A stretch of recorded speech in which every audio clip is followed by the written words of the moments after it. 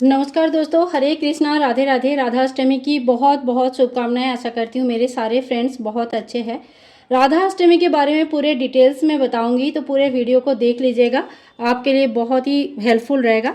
तो राधाष्टमी कब मनाया जा रहा है, तो देखिए कल 31 अगस्त दिन रहेगा, रविवार। इस दिन 2025 में राधाष्टमी मनाया जा रहा है। राधा अष्टमी के दिन कलश स्थापना अगर आप करना चाहते हैं तो ज़रूर कीजिएगा। कलश स्थापना करना बहुत ही शुभ माना जाता है और बहुत ही जल्दी से हम इसमें अष्टदल कमल स्थापित करके कलश की स्थापना कर सकते हैं। कलश में यहाँ पे मौली हमने बांध दिया है, स्वस्तिक बना लिया है, अष्टदल कमल बना लिया है, कंठ तक जल भर लिया है और इसमें एक हल्दी के गांठ, एक सुपारी, 2 लौंग, 2 इलायची, एक फूल, थोड़ी सी चावल वगैरह आप डाल दीजिएगा। इस तरह से होने के बाद आम या अशोक के पत्ते ले लीजिए और इसमें टीका कर लीजिए। बहुत ही सरल विधि से, जैसे हम हमेशा ही कलश स्थापना करते हैं ना, बिल्कुल उसी तरह से हमें कलश स्थापना करना है। और इसके ऊपर से एक पूर्ण पात्र, हमें यहाँ पे चावल से भरा हुआ एक पूर्ण पात्र रख देनी है और पूर्ण पात्र में एक दीपक रखना है। दीपक आप तेल का, घी का, किसी का भी ले सकते हैं। दीपक स्थापना करने के बाद राधा रानी के नाम लेते हुए हमें दीपक को प्रज्वलित कर देना है। देखिए, राधा अष्टमी की व्रत जो भी जन्माष्टमी किया है उनको जरूर करनी चाहिए। और राधा और कृष्ण जी अलग नहीं है, तो कभी भी जब भी हम राधा रानी की पूजा करते हैं तो कान्हा जी के साथ ही हम उनकी पूजन कर लेते हैं। यहाँ पे मैंने दीप कलश की स्थापना कर दिया। बहुत ही आसान विधि से दीप कलश की स्थापना आप कर सकते हैं। और यहाँ पे अभी चावल का आसन देते हुए हम राधा कृष्ण जी की फोटो की स्थापना करेंगे। अगर आपके पास विग्रह है तो आप विग्रह को बाकायदा उनको स्नान कराएं पंचामृत से और फिर उनकी स्थापना करें। इसके बाद हम धूप और दीप प्रज्वलित कर लेंगे। धूप और दीप हमारी पूजा का साक्षी होता है, इसलिए धूप दीप प्रज्वलित करके ही पूजा शुरू करनी है। फिर थोड़ी सी हम चावल का आसन लगाएंगे और जो गणपति जी है उनकी भी स्थापना कर लेंगे। अगर आप घर के मंदिर में ही पूजन कर रहे हैं तो घर में ही गणपति जी विराजमान है, तो अलग से आपको स्थापना करने की जरूरत नहीं पड़ेगी। इस तरह से हमारी चौकी सज जाती है। देखिए, राधा अष्टमी की व्रत करने से कहते हैं कि 1000 एकादशी की फल हमें मिलती है। तो इतनी बड़ी एकादशी है। संतान प्राप्ति के लिए भी राधा अष्टमी की व्रत किया जाता है। और कान्हा जी को खुश करना चाहते हैं तो देखिए, कान्हा जी की पाने का एक ही रास्ता है कि राधा रानी का पूजन अर्चन और उनके साथ प्रेम भाव रखे। तो राधा रानी इतनी इतनी दयालु है, इतनी करुणामयी है कि इंसान एक बार अगर राधे राधे नाम जप देना तो उनकी मनोकामनाएं पूर्ण हो जाते हैं। और सही में बता रही हूँ, ये चीज़ एकदम झूठ नहीं है, एकदम एकदम सही है। आप दिल से एक बार राधा रानी को पुकार के देखिए, आपका सभी प्रकार का मनोकामनाएं पूर्ण हो जाएगी। तो देखिए, हमारी चौकी सज गई है। अब हम जो है ना पूजा शुरू करते हैं। तो सबसे पहले हम 1 लोटा जल लेंगे और जल का इस तरह से छींटा देते हुए ओम गणेशाय नमो, ओम गणेशाय नमो, ओम गणेशाय नमो, जय राधा कृष्णाय नमो नमः, ओम राधा कृष्णाय नमो नमः, जय राधा कृष्णाय नमो नमः। और जो दीप कलश में सभी देवी देवता का स्थान होता है तो इनका भी हम स्नान करा देंगे। इस तरह से सूक्ष्म रूप से हम सभी को स्नान कराएंगे। और स्नान के बाद सबसे पहले गणेश जी को वस्त्र स्वरूप कलावा अर्पण करेंगे। ओम वस्त्रम समर्पयामि, इस मंत्र का जप करते हुए वस्त्र स्वरूप कलावा अर्पण करेंगे। और कलावा भगवान के जो फोटो है उनको भी अर्पण करेंगे।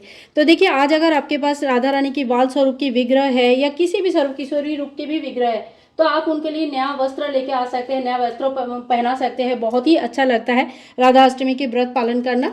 और अगर फोटो है तो कम से कम एक चुनरी तो जरूर उड़ानी चाहिए। तो यहाँ पे देखिए, जो माता रानी को चढ़ाते हैं वही लाल चुनरी है, वही हम राधा रानी को उड़ा देंगे।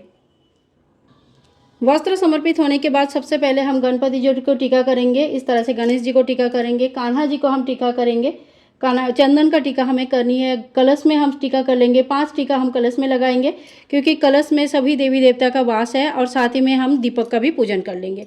इसके बाद हमें राधा रानी को रोली का टीका लगानी है। तो देखिए, हाथ थोड़ा सा पानी से गीला कर लीजिएगा और इस तरह से रोली का टीका लेके राधा रानी को हमें रोली का टीका करना है। तो देखिए, राधा रानी को भी हमने टीका कर दिया है। इसके बाद गणेश जी को दुर्वा घास और लाल फूल हमें चढ़ानी है। तो देखिए, ये राधा अष्टमी की व्रत दुर्वाष्टमी के नाम से भी जाना जाता है। तो दुर्वा घास का विशेष महत्व है। इसी दिन से महालक्ष्मी व्रत का भी शुरुआत हो जाती है। तो राधा अष्टमी के व्रत से अगर आप लोग चाहते हैं तो महालक्ष्मी व्रत का 16 दिवसीय महालक्ष्मी गजलक्ष्मी के जो व्रत होता है वो भी आप आज के दिन से शुरू कर सकते हैं। तो दुर्वा घास का विशेष महत्व है, इतना आप जान लीजिए। तो दुर्वा घास हमें जरूर चढ़ानी चाहिए।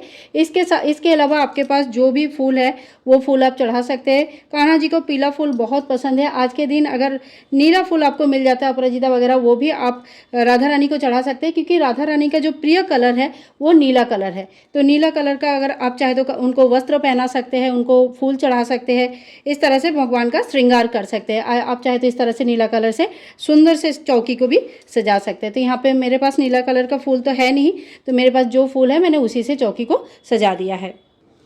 इसके बाद अगर आप कोई श्रृंगार की सामग्री लेके आए हैं, कोई पोशाक लेके आए हैं, राधा रानी के लिए जो भी श्रृंगार की सामग्री आप लेके आए हैं वो राधा रानी को अर्पण करें। तो इस तरह से हमने राधा रानी के लिए श्रृंगार की सामग्री लेके आए हैं। इसमें से कुछ श्रृंगार आप खुद यूज़ कर सकते हैं और बाकी के श्रृंगार जो है दान कर देनी होती है। इसके बाद हम पूजा में भगवान को भोग अर्पण करेंगे। तो सबसे पहले हमें गणेश जी को भोग अर्पण करनी है, क्योंकि भगवान के भोग में जो तुलसी दल नहीं आती है।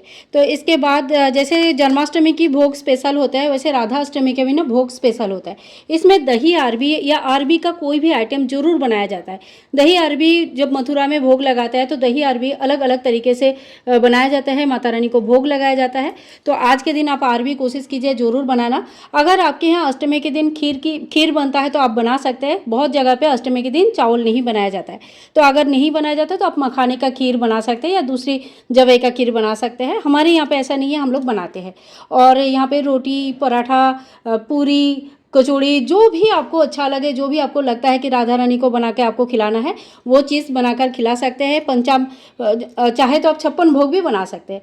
इसके साथ ही हम तुलसी दल जरूर अर्पण करेंगे। तो यहाँ पे मैंने तुलसी दल अलग से कटोरे में अलग अर्पण कर दिया है। और कान्हा जी के लिए यहाँ पे मैंने बना लिया है मक्खन।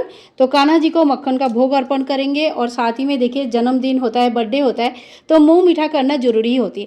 तो यहाँ पे हमने मिठाई की भोग लगा दिया।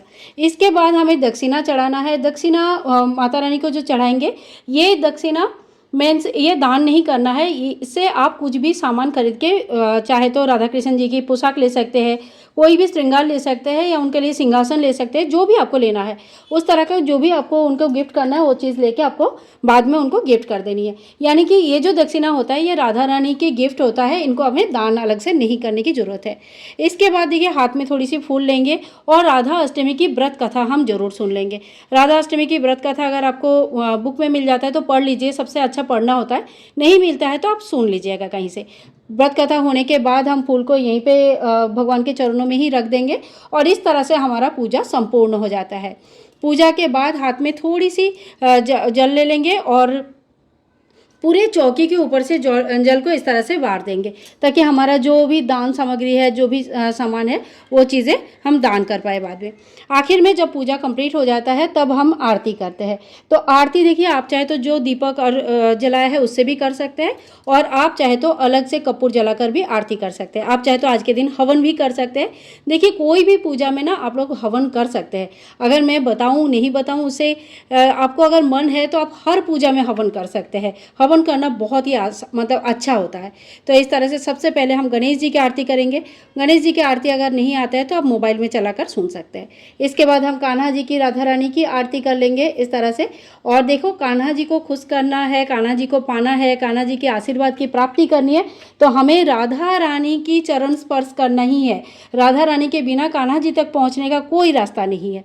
आरती होने के बाद हाथ में थोड़ा सा फिर से हम जल ले लेंगे और इस तरह से हाथ में जल लेके इसे 3 बार हम आचमन कर लेंगे। आचमन होने के बाद हाथ जोड़ करके पूजा में रही कमियों के लिए क्षमा याचना कर लेंगे। हे माता, पूजा में जो भी कमी रह गया इसलिए आप हमें क्षमा कर दीजिए।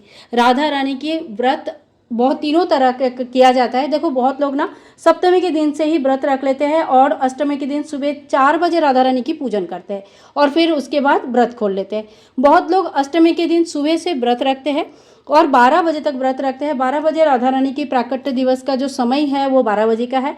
तो 12 बजे माता रानी को पूजा, जप, तप, स्नान आदि करते हैं, माला जप करते हैं, हवन करते हैं, जो भी जिस तरह से जो पूजा करना चाहते हैं उस तरह से पूजा करके फिर उनकी भोग प्रसाद खा के व्रत खोल लेते हैं। और तीसरी तरह ये होता है कि देखो, पूरा दिन व्रत रखा जाता है और रात को ये जो जल हमारे है, 1 लोटा जो जल हमने लिया था सबसे पहले, ये जल चंद्रमा को अर्घ्य दे दिया जाता है और अर्घ्य लेने के बाद इस जल उसके बाद जो भोग प्रसाद है वो ग्रहण करके व्रत को खोला जाता है। तो आपको जैसा भी आपके यहाँ पे व्रत होता है या जैसे भी आपका शक्ति सामर्थ्य है उस हिसाब से आप व्रत कर सकते हैं। सो फ्रेंड्स, राधा रानी की ये पूजा विधि आप लोगों को कैसे लगा जरूर बताना। और हाँ, अगर कोई ऑफिस जाते हैं 12 बजे पूजा नहीं कर सकते तो ऑफिस से वापस आने के बाद शाम को भी इस पूजन को कर सकते हैं, कोई दिक्कत नहीं है। राधा रानी बहुत करुणामयी है, आप दिल से प्रेम से जो भी उनको भोग प्रसाद अर्पण करेंगे, जैसे भी पूजा करेंगे वो स्वीकार करते हैं। तो आज के लिए इतना ही, मिलूंगी नेक्स्ट वीडियो में। तब तक के लिए हरे कृष्णा, राधे राधे। बोलो राधा रानी की जय हो, बरसाना वाली की जय हो। श्री राधे श्री राधे श्री राधे।